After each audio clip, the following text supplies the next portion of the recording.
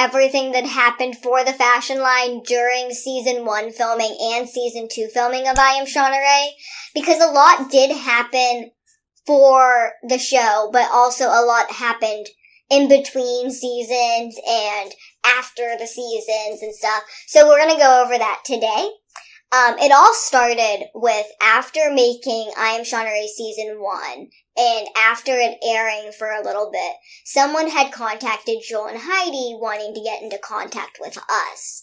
And this woman, she is absolutely amazing. She knows everyone, it seems like, and it's super cool how connected she is and how much she's done for people within the disability community, because she originally wanted to help me with driving and figuring all that kind of stuff and all those details out. And she's honestly one of the reasons we found Mobility Works on Long Island. But she also had a connection with someone who was in the fashion industry. She knew that she was making stuff at the time when she had met her, but she didn't know what she was really into and doing currently. And that person turned out to be Stacy from I Am Shauna Rae season 2. And I think it's super cool how this one person who saw the show and was like, I want to help her, contacted someone that knew me in order to connected with me, and actually did so much good for me and my family, but also without her as a support system or a person in my life, we wouldn't be where I am today with the fashion line. We wouldn't be where I am today with my driving. We wouldn't be where I am today with my trying to uplift and be there for my communities. We wouldn't be anywhere, kind of, without this woman. So, before meeting Stacy, my friend and I were already having conversations about starting something up or helping each other start our own things up and being there for each other. So we had a bunch of coffee meetings. Even though I'm allergic to coffee, we went to coffee shops and we got beverages and like little pastries and just sat there and talked it out and talked what we both wanted out. And then we started sketching and started like having a mood board via Google Docs and stuff. And then when the woman called about the information about Stacy, Mark and I started having conversations with her, and then we set up a meeting.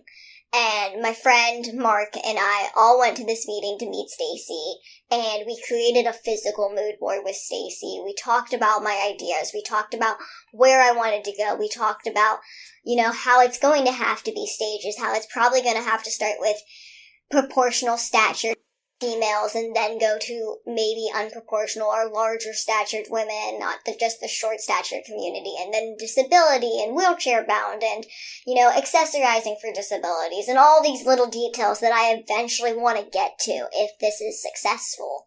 And, I felt really good about the situation. She had, gifted me some things as support and things that she thought would help with the potential line or, just creating whatever I was working on. And, my friend and I, we walked out of there feeling pretty decent about her as a person and knowing that we don't know exactly what everything and how it's going to work out, but knowing that we were on the right path. So after meeting Stacy and picking up for season 2 of I Am Shauna Rae, Nye and I went shopping and we discussed,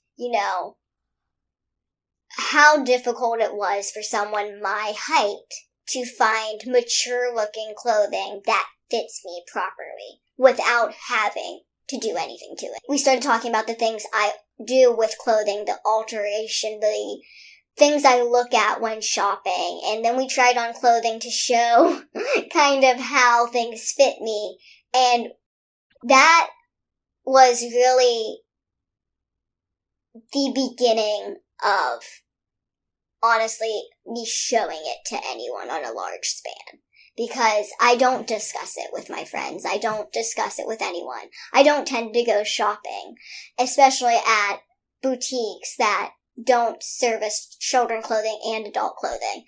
I tend to do that on my own time. I tend to do it online and for me, that was kind of my first time announcing, like, and showing people the drastic difficulty that it can be.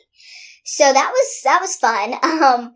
But after that, my friend and I really got back to drawing because Stacy, implored in us that we should do like an 8-piece collection. And so we instantly were like, okay, let's work on 8 pieces. Like let's work on varieties. Let's figure something out. So we created, a Google Docs for the mood board and added Stacy's notes. My friend made a presentation, and then we both came up with like a dozen sketches. And I remember before meeting Stacy in the city on season 2, my friend and I were in the hotel room sketching away because we still didn't know if things were perfect or good enough. And we ended up the next day going to meet Stacy, and we talked about our in-person mood board. We talked about what fabrics we were going to look for. We showed some of the sketches. You know, we kind of just had like a little sit down before we went to mood to go swatching.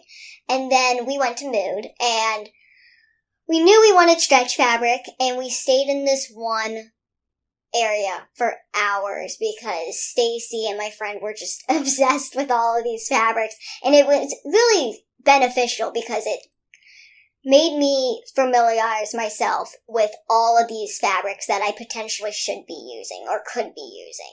And after we did some shopping at Mood, we also did some additional shopping that the cameras didn't catch, which is we got some jeans and stuff because we needed jean fabric because we eventually wanted to originally do a jacket. And then what happened is we decided just to do the one outfit because that's what could be shown.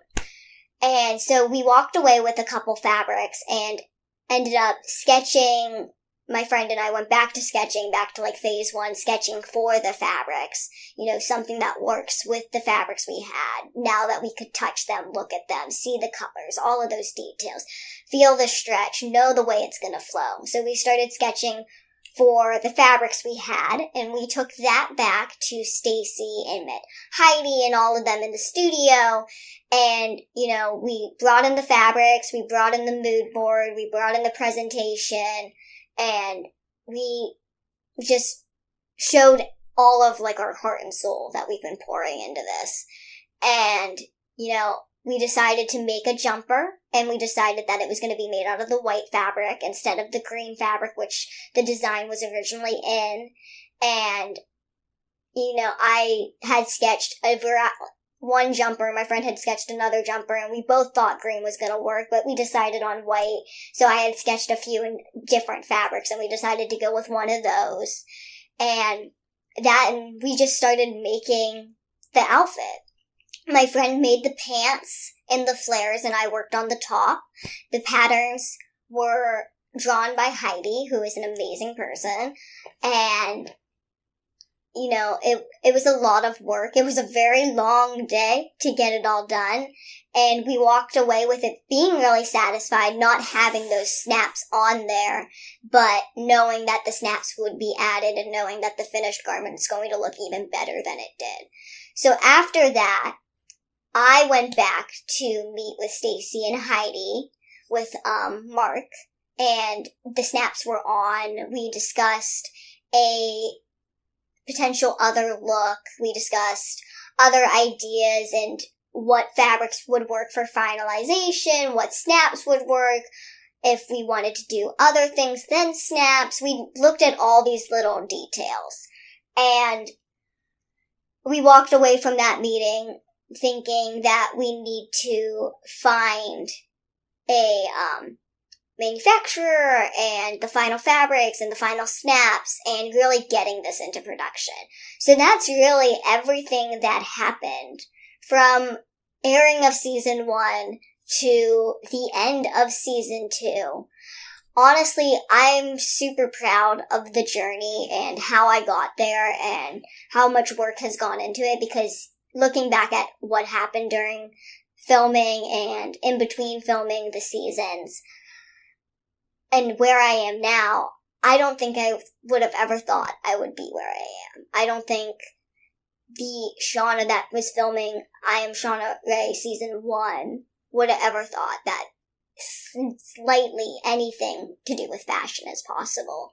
And with the fashion line, I am hoping that it becomes successful and it does a lot of good for people. And, no matter what happens, no matter if this white outfit goes to final production or something else happens or, something doesn't work the way I believe it's going to, I know that I worked really hard to be where I am today. And I am trying to learn everything I can. But, sometimes things don't work out and it's okay, but I have a really good feeling about this, and no matter what, I know that I'm making a difference. Whether it's going to be me finally making the difference or not, I am making a difference. I think no matter what, that this outfit, this idea, this short-statured line is a necessity. And no matter what, I really do hope that the fashion industry becomes more accepting to the differences in human beings, because we are not all the same. Therefore, the clothing we wear cannot be exactly the same for everyone. And it's really hard to get a universal for everyone, but I think it is possible. I think that, yes, there's going to be differences between someone who's 5'6" and someone who's 3'10" in the outfit, just a little bit, but no matter what, I want those people to feel the same when they wear the clothing. I want there to be the same level of confidence. And no matter what your difference is, no matter what you look like, if you put my clothing on, I want you to feel confident in it. I don't want you to focus on what you think your imperfections are. I want you to focus on how amazing you look and feel. Because no matter what, confidence does start from within, and I want my outfits to help that. I want them to flourish people's confidence. I don't want it to diminish it. I want them to make people feel absolutely amazing. But, we'll see if that happens. Until then, enjoy your day.